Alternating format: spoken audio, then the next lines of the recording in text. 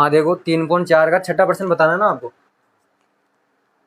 छठा पर्सन क्या देखो 1/x-1/x-2 बराबर 3, x नॉट इजिकल टू 0 और 2। x का मान क्या नहीं होना चाहिए, 0 और 2 नहीं होना चाहिए। तो आपको श्रीधर आचार्य विधि से क्या करने, इसके हल याद करने हैं।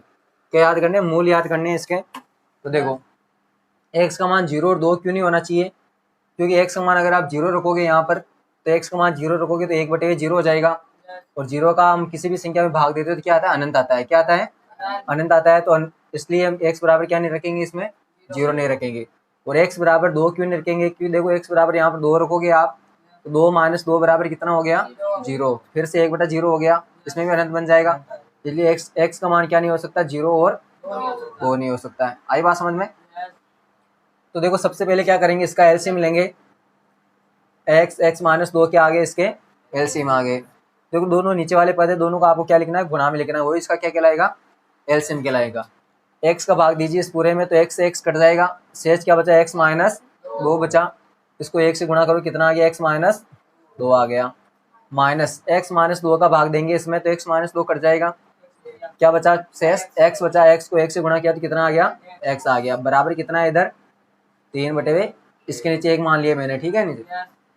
तो देखो आगे x-2 माइनस x, ये है ना ऊपर, तो x-2 माइनस x। अब इसमें क्या करना आपको, देखो गुणा करना है। x को 1 से गुणा करोगे आप तो कितना आ गया, x स्क्वायर आ गया। x को -2 से गुणा करना है तो कितना आ गया, -2x। बराबर कितना, 3/1 है। देखो x से x कट रहा है यहाँ पर, तो देखो ये वज्र गुणा करेंगे, हम क्या करेंगे, वज्र गुणा करेंगे। a को किससे गुणा करना है, -2 से, कितना आ गया, -2। x स्क्वायर -2x को किससे गुणा करना है, 3 से, तो 3 गुणा x² - 2x। आया समझ में। -2 बराबर 3 को अंदर गुणा करना, तो देखो 3 को x² से गुणा करेंगे तो कितना आ जाएगा, 3x²। 3 को -2x से गुणा करेंगे तो कितना आ जाएगा, -6x। देखो -2 को उधर लेके जाएंगे तो कितना हो जाएगा, देखो 3x² - 6x, -2 उधर आया तो किसका हो गया, प्लस का। बराबर क्या बचा, 0। आगे बात समझ में। अब इसकी हम किससे तुलना कर लेंगे, x² plus bx plus c बराबर 0 से क्या कर लेंगे, इसकी तुलना कर लेंगे। a का मान कितना आ गया, देखो 3 आ गया, b का मान -6 और c का मान 2। देखो a का मान क्या होता है, x² का गुणांक होता है। क्या होता है a का मान, x² गुणांक। x² गुणांक कितना है, 3। इसमें x, और b का मान क्या होता है, x का गुणांक। इसमें कितना है b का मान, -6। और c का मान क्या होता है, अचर संख्या होती है, वो c का मान होता है। मान कितना हो गया, c बराबर 2। तो देखो श्रीधर आचार्य सूत्र क्या कहता है, x बराबर -b plus minus under root b² minus 4ac upon 2a। ये होता है श्रीधर आचार्य सूत्र। x बराबर कितना हो गया, देखो माइनस b का मान कितना है, -6, तो -6 प्लस माइनस अंडरूट। देखो आपको पहले b² - 4ac चेक करना है, ठीक है। अगर चेक करने पे आपको इसका मान 0 से ज़्यादा या 0 के बराबर हो जाए, तभी आपको इसमें क्या लगाना है, श्रीधर आचार्य सूत्र लगाना है, ठीक है। तो मैं इसमें डायरेक्ट कर रहा हूँ इसको, ठीक है ना। b का मान कितना, देखो -6 का स्क्वायर -4, a का मान कितना है, 3 है, और c का मान कितना है, 2। 3 × 2 अपॉन में क्या है, 2 है, यानी a का मान कितना है, 3 है। कितना है a का मान, 3। तो x बराबर कितना हो गया, देखो minus into minus plus, plus minus under root कितना हो गया, 6 का स्क्वायर बोलो, 36 हो गया। कितना हो गया, प्लस के 36, क्या हो गया, प्लस का 36, माइनस 4 3 12, 12 दूना 24/6। x बराबर 6 प्लस माइनस कितने बचे, 12 बचेंगे या, तो अंडरूट 12/6। आया समझ में यहाँ तक। तो देखो इसमें क्या करोगे आप, x बराबर 6 प्लस माइनस अंडरूट 12 को क्या लिखोगे आप, 4 × 3 लिख सकते हो, /6। x बराबर कितना हो गया, 6 प्लस माइनस अंडरूट 4 का कितना हो गया, वर्गमूल 2 √ 3/6। x बराबर कितना हो गया। अब इसमें देखो कॉमन क्या आ रहा है, 2 कॉमन आ रहा है, तो 2 कॉमन ले लो, 3 प्लस माइनस √ 3/6। 2 से काटिए इसको, 2 एकम 2, 2 तिये 6। x बराबर कितना आ गया, 3 प्लस माइनस √ 3/3। 3। अब इसमें देखो क्या करना है आपको, एक बार प्लस लेना है एक बार माइनस लेना है। तो प्लस लेने पर देखो x बराबर 3 प्लस अंडर 3 बटे हुए 3। माइनस लेने पर कितना हो जाएगा, x बराबर 3 माइनस अंडर 3 बटे 3। ये दोनों आपके क्या आ गए, इसके मूल आ गए। क्या आ गए, आगे बात समझ में, नोट कीजिए।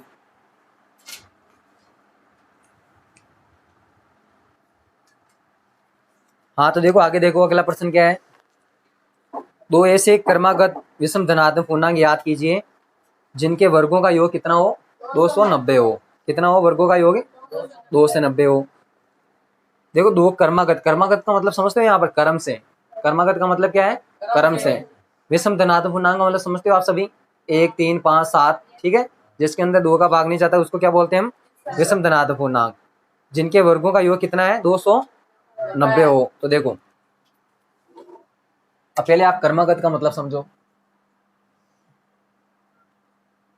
देखो माना कि मैंने पहली विषम धनात्मक संख्या कौन सी मानी है, 1 मान ली। तो अगली धनात्मक संख्या कौन सी होगी, विषम धनात्मक संख्या 3 होगी। कौन सी होगी, 3 होगी। कौन सी होगी, 3। उसके अगली कौन सी होगी, उससे अगली। तो देखो सबके अंदर कितने का अंतर है, कितने का अंतर है भाई, एक के अंदर 2 जोड़ रहे हो तो क्या आता है, अगली विषम संख्या आती है। और 3 के अंदर 2 जोड़ोगे तो अगली विषम संख्या आ जाएगी। 5 के अंदर 2 जोड़ोगे तो अगली विषम संख्या आ जाएगी। यानी आपको क्रम से विषम संख्या निकालने के लिए क्या जोड़ना है, 2 जोड़ना है। क्या जोड़ना है, तो देखो माना पहली विषम धनात्मक संख्या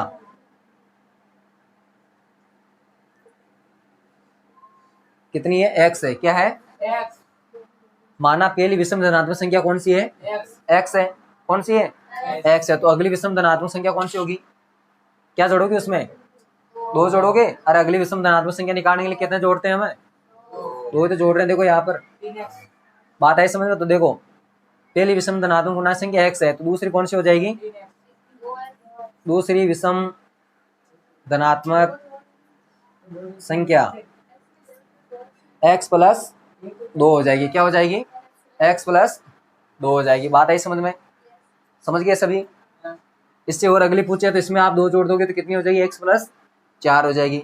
उससे अगली पूछे तो x प्लस 6 हो जाएगी। समझ गए। तो इस प्रकार करें अगले प्रश्न, तीसरा प्रश्न। तो देखो तीसरा प्रश्न क्या कह रहा है, दो ऐसे क्रमागत विषम धनात्मक पूर्णांक याद कीजिए जिनके वर्गों का योग कितना है, 290 है। तो देखो तीसरा प्रश्न आपके सामने है, क्वेश्चन नंबर 3, प्रश्नावली 3.4। दो ऐसे क्रमागत विषम धनात्मक पूर्णांक याद कीजिए जिनके वर्गों का योग कितना है, 290 है। तो देखो माना पहला विषम धनात्मक पूर्णांक कौन सा है, x है। कौन सा है, माना पहला विषम धनात्मक पूर्णांक, विषम धनात्मक पूर्णांक क्या है, x है। क्या है, x है।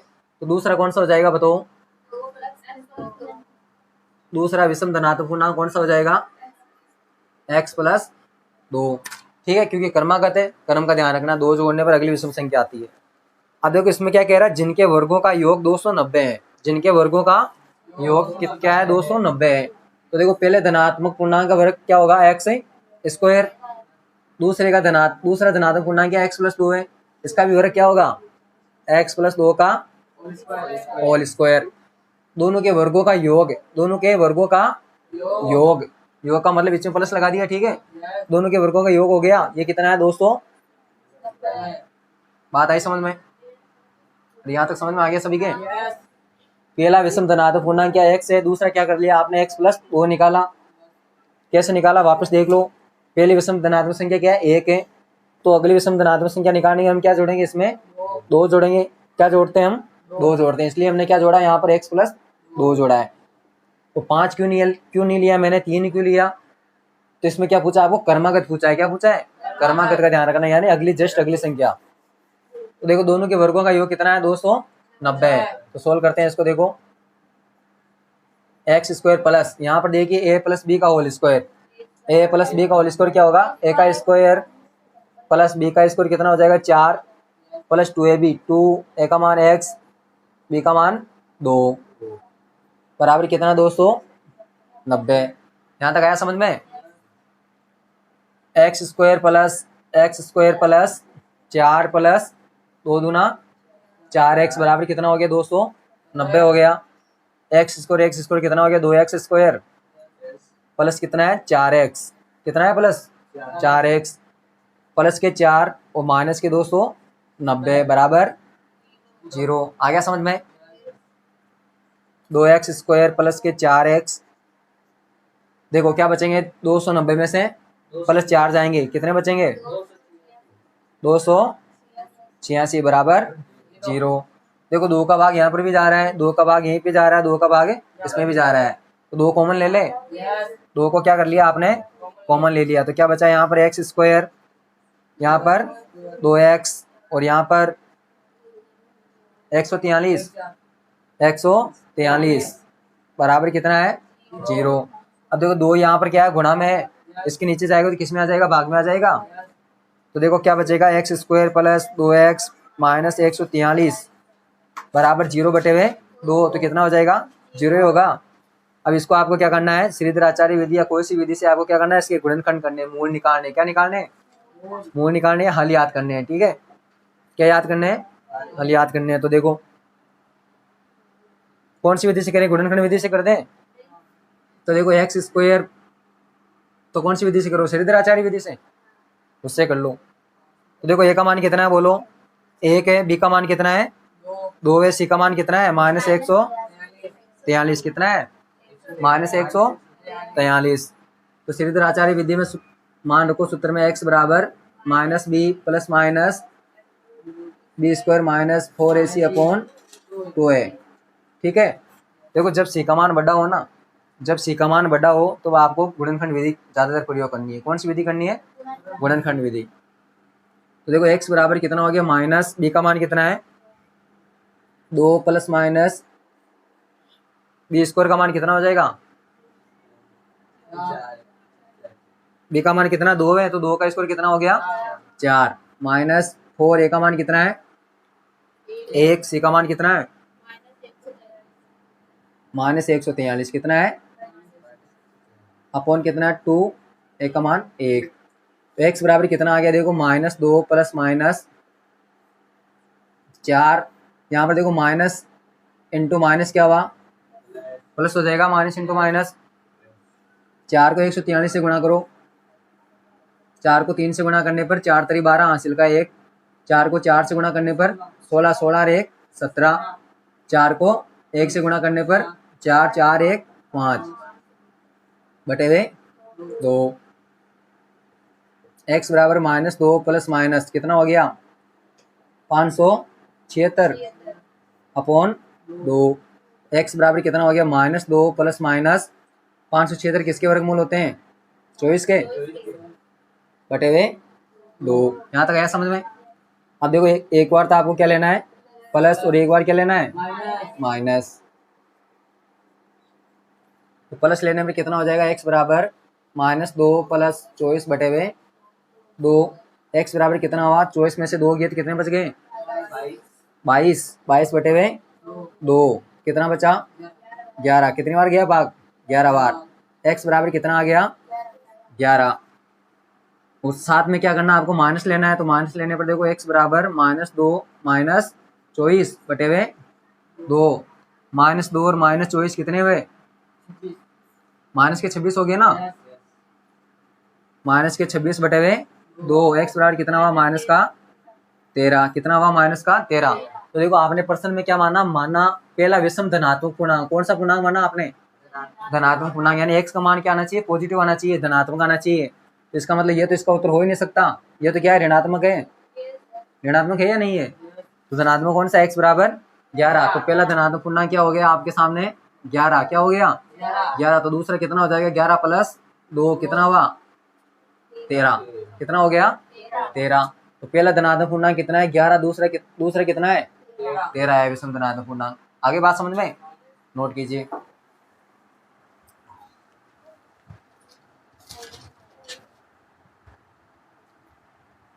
हाँ तो देखो इसके बाद में आपके सामने चौथा प्रश्न है प्रश्न नंबर 4। 4 नंबर प्रश्न क्या कह रहा है, देखो दो संख्याओं के वर्गों का अंतर कितना है, 45 है।